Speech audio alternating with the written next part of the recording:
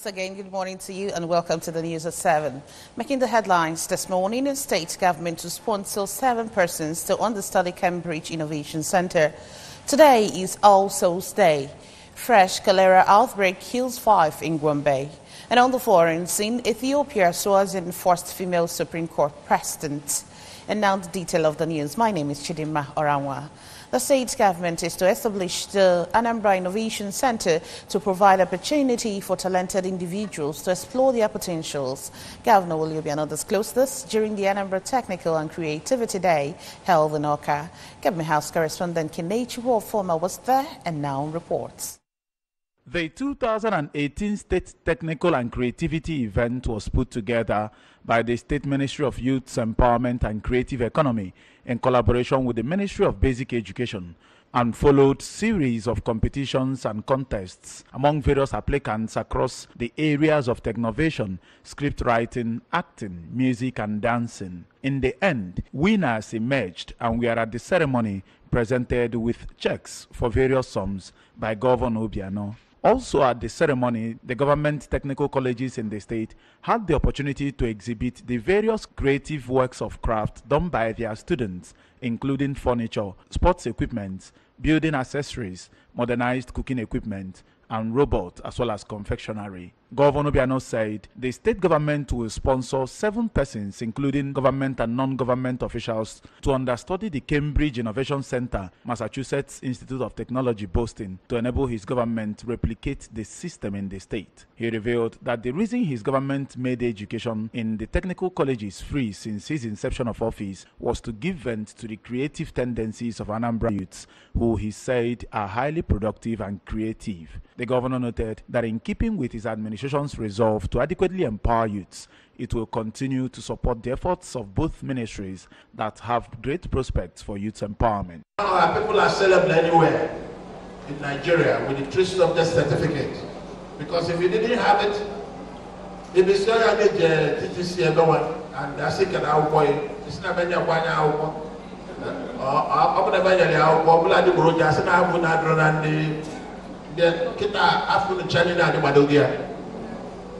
So, because this trade education is free, I encourage the youth to please come in there.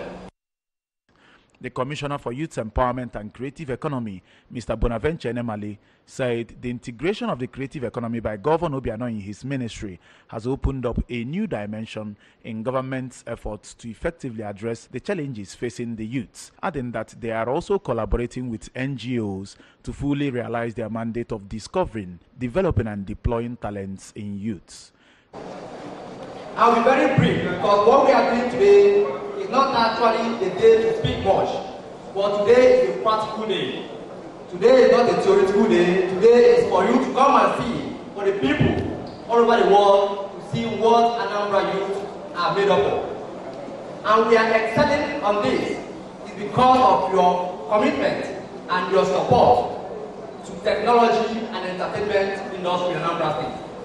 On her part, the Basic Education Commissioner, Professor Keito Menoga, said the collaboration between the 2 ministries is in keeping with the state government's vision of availing Anambra children education that is globally competitive, noting that through the governor's intervention, 26 trade subjects have received full accreditation in the technical colleges in the state. We gave some platform at the Asubem Corps and we did a lot of things, and from there it escalated to the Ministry of Youth. And it's amazing what this is coming out today.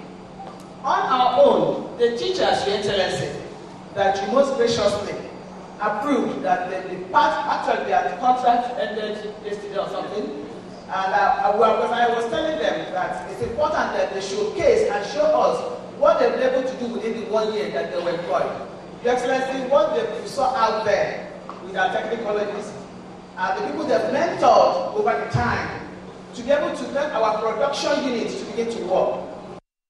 Some of the students, including Master Chocheli Uala from GTC Onisha and Miss Ifoma Agui from GTC Enugu, while expressing appreciation for the opportunity created for them to develop their talents, however, appealed to the state government to assist the colleges with the provision of equipment and funds to enable them practicalize what they are taught.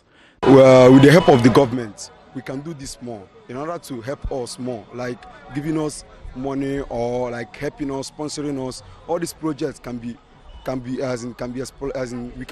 help us so that these projects can go far and so that we can bring out what we have inside us. The winner in the acting category, 14-year-old Miss Christabel Ezenekwe, who got the sum of 500,000 naira, thanked Governor Obiano for the encouragement, which she said will help her further her education and acting career. The event also featured the unveiling of the Anambra Young Innovators, a group of youths with ideas on how to provide solutions through technology, as well as the Anambra Youths Art Group by Governor Obiano. In Oka, I am Kene Chukwuofoma, reporting for ABS News. More in the Anambra have continued to congratulate the state governor, Chief Willie Obiano, and his wife, Chief Mrs. Ebele Chukwuobiano, on their 30th wedding anniversary. Correspondent Emmanuel Konkwa completes the story. Congratulating the couple, the state president Ohaneze Ndigbo, Chief Damian Okeke-Ogene, thanked God for sustaining their marriage till date. As according to him, 30 years of marriage is not easy, as marriage journey is filled with ups and downs. Chief Okeke-Ogene appreciated the governor and his wife on their numerous achievements in the state, especially in the first term of the administration, calling for continuity this second term in office, with emphasis on road infrastructures. First of all, you have to pray to God. Secondly, you must try to be accommodating. The person you are marrying is not your, even if you are the same mother. It's just a strange person was brought into a family. You are trying to blend him with your family and blend with your in-laws family. It is and public too, because of more especially people on a high class like them. The entire public eye is on them, so they are very careful and cautious, and that's why we must thank God for them. On our part, the Senior Special Assistant to the Governor on Political Matters, Dr. Vero Okechukwu, who observed that love and tolerance are the ingredients that kept the couple together all these years, described the couple as models to every marriage, describing Governor Obiano as an epitome of true husband, which he said is obvious in the way he supports his wife's NGO, the Caring Family Enhancement Initiative, CAFE, that has positively affected thousands of lives. Dr. Okechukwu advised couples to always respect, love, and maximally support their spouses, as it remains the only means of surmounting the marriage challenges. The love they have for each other is so much behind it, and that love is not one-sided, the way I see it. They are all in love. They are both in love with each other, and that love has kept them. Contributing, the Special Assistant to the Governor on Government Press, Mr. Peter Okechukwu, thanks God for binding the couple together with unfailing love, adding that the governor and the wife are blessings to the state, as the state has witnessed all-round development. So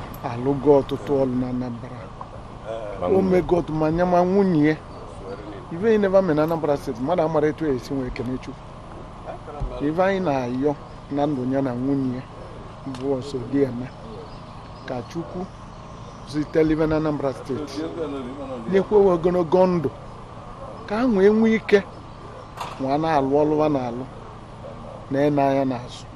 In Oka, I am Emmanuel Okonkwo, reporting for ABS News. Today is All Souls Day. All Souls Day is a holiday set aside for honoring the dead. The day is primarily celebrated in the Catholic Church, Anglican Church, and a few other denominations of Christianity. According to Catholic belief, the soul of a person who dies can go to one of the three places. The first is heaven, where a person who dies in a state of perfect grace and communion with God goes. The second is hell, where those who die in a state of of mortal sin are naturally condemned by their choice. The intermediate option is purgatory, which is thought to be where most people free of mortal sin but still in a state of lesser sin must go. Purgatory is necessary so that souls can be cleansed and perfected before they enter into heaven. There is scriptural basis for this belief. A 10-member committee has been inaugurated by Anambra North Local Government Council to find lasting solution to the lingering land dispute between Obo and Ndikeleon communities. We have details from our studio. The members while inaugurating them at the council headquarters at Jali. The transition committee chairman of Anambra North, Honorable Ifio Binabo, enjoined them to discharge their duties without fear or favor so that peace can be restored between the two communities, which she described as brothers. Honorable Binabo, who regretted that the land dispute has continued to generate allegations and counter-allegations of invasion and violence, which led to her prompt interventions and visit to the traditional ruler of Obun, Igwe MC Okechukwu, and Ndikeleon counterpart, as a Professor Chukwuemeka Ike, said the development should not be allowed to continue. She reminded the communities that peaceful and harmonious coexistence would accelerate all development of the area and help to entrench Governor Obiano's policy of sustaining stability across the state. And in a hand on these laws, the Biko Hamway Titi, Ejukaniwe, Dodo Boyo, you know, Makanod reason to lose somebody. You know, could not come, mad, very nice. Calm down, gentleman. They should calm down. They should calm down. But at the end of the day, the people that committed this crime will not be left free.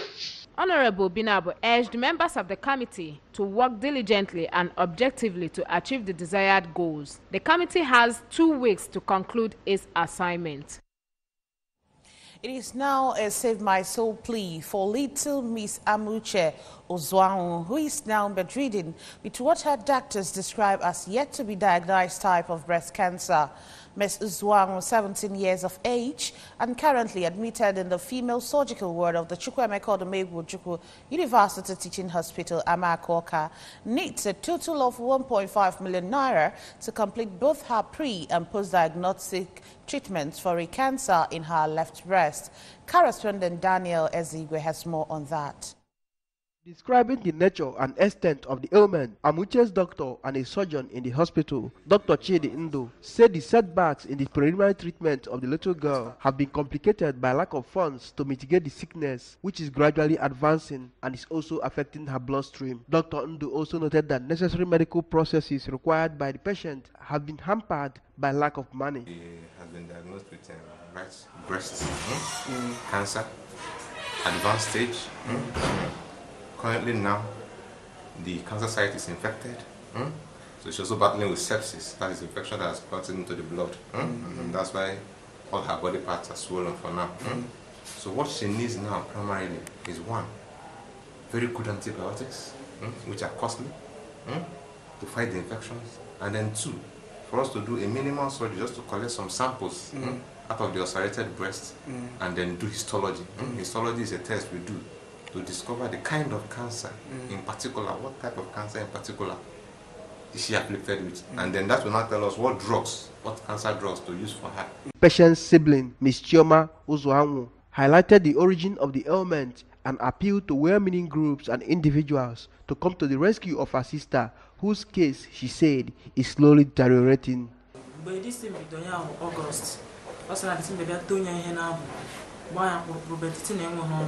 So I feel that no one just ordinary something not good now. You know, from there, you know, more antibiotic, be sham and does. Come out of the thing I stop. Me half was a warrior neighbors, nay, sick, or press our nay sick, neighbor more.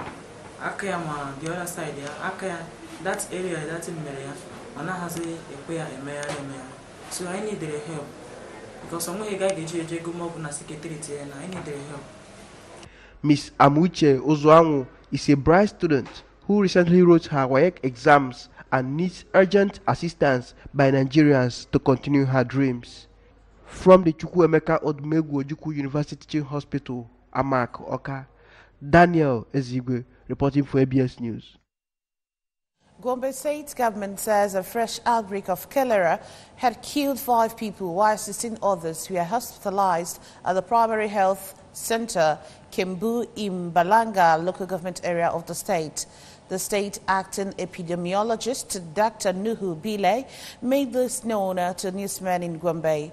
He said that the state rapid response team, alongside World Health Organization, has visited the scene immediately it received the news of their incident. According to him, 70 patients were treated and discharged, while the 5 people died before the medical help could reach them. He added that 17 others were being treated at the health center for the disease. Bile said the recent deaths had brought the number of cholera mortality to 13, while no fewer than 500 patients had been treated and discharged in the last 5 months. The epidemiologist attributed the cause of the outbreak to the damaged 5 hand pumps in the community, which forced people to seek unsafe alternative source of water. Now business news. The Senate has condemned the federal government for not paying the subsidy claims by petroleum product marketers despite approval by the National Assembly since July. At a meeting of stakeholders called by the Senate Committee on Petroleum Downstream and held in Abuja, senators took turns to criticize government agencies for allegedly slowing down the process of paying petroleum product marketers what was owed and as when due. The committee resolved that the Ministry of Finance should within 1 week call a meeting of all the government agencies and the marketers to reconcile subsidy claim figures and discuss ways of fast-tracking the payment of arrears. The stakeholders are to report back to the committee next week. The Senate had in July 2018 approved the payment of subsidy claims totaling 348 billion naira to oil marketing companies based on the request by President Muhammad Buhari. The approval followed the adoption of an interim report by the committee on the promissory notes program and bond issuance to settle inherited local debt and contractual obligations to petroleum marketers. The chairman of the committee, Senator Kabiru Marafa, in his opening remark explained that the meeting was called to know how much the federal government had implemented the Senate's resolution, the situation with the 19 marketers with contentious claims and the solution to the continued conflict of subsidy figures between the government and oil marketers. The Director General Debt Management Office, Mrs. Patience Oniha, however, said that while the payments were approved by the Senate in July, the office did not receive communication from the clerk to the National Assembly until September. Oniha also stated that the processes through which the payments will be made were detailed in the request made to the Federal Executive Council, which was passed and forwarded to the National Assembly for approval. According to her, the processes which must be followed are still ongoing, and the DML will engage the marketers by the middle of November. And on the entertainment deck, a melodrama was witnessed early in the morning today when a hand of a young man of about 25 years got stuck in a diesel tank of vehicle as he was said to be siphoning diesel without the consent of the car owner. The event took place at Umudioka in Oka South, Kensu area. Correspondent Ngozi Obileri captured the incident and brings details. The Ndichie Square of Umudioka witnessed a large crowd who gathered to see for themselves if really the hand of the young man, whose name was given as Anayo Igwendo, really stuck in the tank. According to information gathered, Anayo was seen very early in the morning struggling to remove his hand from the tank to no avail until a mechanic loosed the tank from the vehicle, allowing him to move about hand in tank. Anayo was subsequently taken to the village hall where they stayed while seeking for solution. Unfortunately for him, the owner of the vehicle, whose name was given as Onyebuchi, demanded some items for sacrifice before he could be freed, but no one was forthcoming with the items since Anayo, who hails from Enugu State, has no relation immediately at hand. As at the time of this report, Anayo was still in front of the village hall carrying his cross. Speaking on the development, some of the onlookers, including Messrs. Emmanuel Okafor, Ife Sinachi Gwebike, and Mrs. Ngozi Okeke, said that he has met his Waterloo, alleging that car battery theft and scooping of fuel have become frequent in the area. They expressed the hope that it will serve as a deterrent to others involved in criminal acts. o jelu mgba o je nzufu elo mmadụ ebe mmadụ pakịrị moto ya ọ sị na ọ bụla nke abụla izu ọ na-eje nke abụla ịbụọ na nke bụ nke ịtọ o jelu nwoke nwe moto bitin akaligo o wee jee mee ebe o mere nke ọ bịazi ka ọ mịa aka ya wee tọ n'ime dị tank pụta ogwere afụta so n'ọnya ka ndị mmadụ na-abịa n'ebe anọ mana akpagodi mmadụ nwe ya ka ọ anụ m ibe na otu ibe atakata m maka ndị emega mmadụ na ụmụdụ ọka mmadụ ara alala ụla mgbe niile mana anụ m ya nọọ ibe atakata m mana ibe m na-ayọzi onye nwe dị tankị ka amara ibe ya eme ya maka na nwoke nwụrụ ụwa nsogbu ya elilizie dịga n'ahịa ihe na-eme tata egwuregwu anyị gbara Jizọs na n'ọlụ o wee bụrụ na ebe ndị ori ka anyị na-aya ndị oyibo ọbụla ebe anaghị ezu na fonu n'ihe niile tata ka iko nke onye nke echi. From Umudioka, in Oka South Council area, I am Ngozi Obileri for ABS News. And from our international desk, Ethiopia's parliament has sworn in the country's first female Supreme Court president, building on efforts by reformist Prime Minister Abiy Ahmed to acknowledge gender parity in government. The appointment of Meazi Ashnafi comes 2 weeks after Ahmed named 10 female ministers to make Ethiopia the third country in Africa, after Rwanda and Seychelles, to have its cabinet split equally between men and women.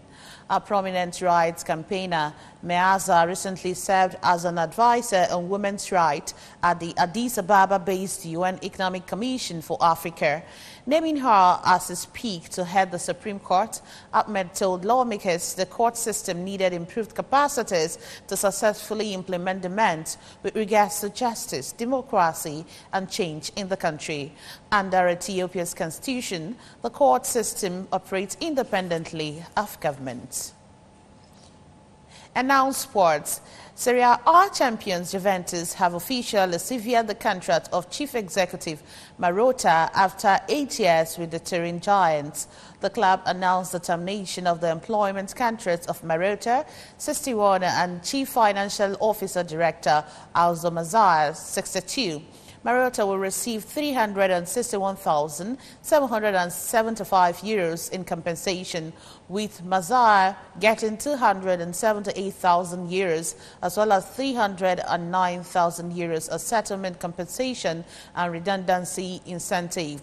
The figures given by Juventus relate to liquidation and indemnity in lieu of notice, but Marotta is reported to have a final payoff of several million, which will also include premiums accrued by the basis of an incentive plan signed years ago.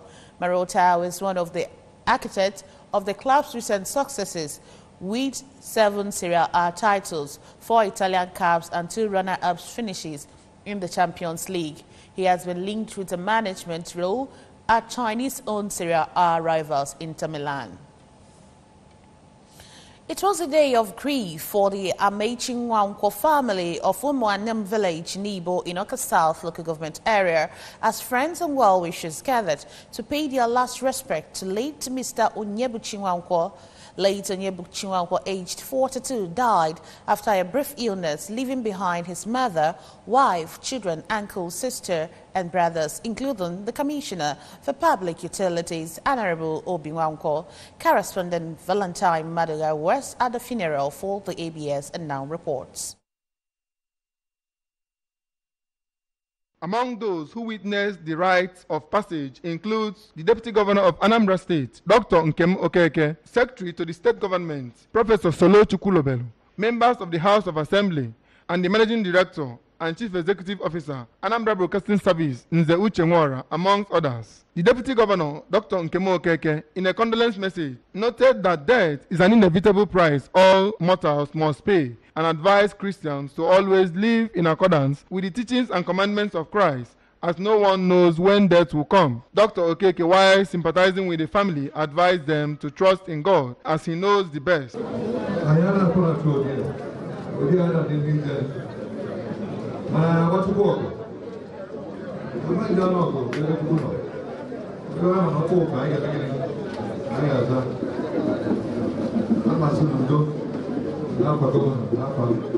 for the government of Anambra.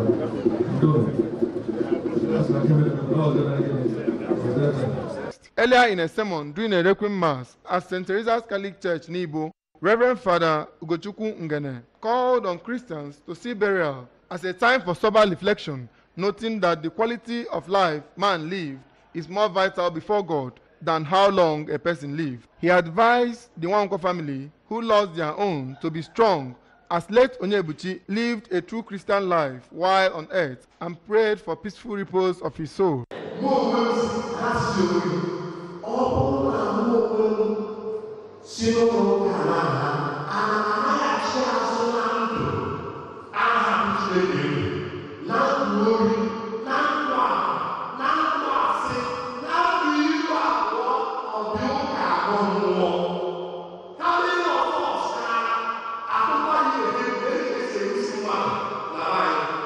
In his remarks, the elder brother of the deceased, Emeka Nwankwo, said that late Onyebuchi is a gift from God and noted with regret that his departure was very sudden and painful, as his role in their family and in lives of others that crossed his path was very significant. Others who spoke at the event, including the traditional ruler of Umueri, His Royal Majesty Igwe Bennett Emeka, the Managing Director, Anambra Road Maintenance Agency, Engineer Emeka Okoye, Honorable Member representing Njikoka 1 in the State House of Assembly, Dr. Timothy Ifediaramma, amongst others, while sympathizing the family, called on them not to weep as though there is no hope, noting that late Onyebuchi's death was the will of God. The event featured condolence visits by friends, associates, and well-wishers. From Nibo in Okasa local government area, Valentine Mbadwa reporting for ABS News. And that's it on the news, but before we go, a quick reminder that you can follow news and programs on ABS from any parts of the world by logging on to our website, www.absradiotv.com. You can also like us on Facebook at www.facebook.com/ABS Radio Television and follow us on Twitter and Instagram at ABS Radio TV. And now the recap of our main points. State government is to sponsor 7 persons to understudy Cambridge Innovation Center. Today is All Souls Day. Fresh cholera outbreak has killed 5 people in Gombe. And on the foreign scene, we reported that Ethiopia has sworn in first female Supreme Court president. And that's the size of our package this morning. Many thanks for watching. My name is Chidima Orangwa.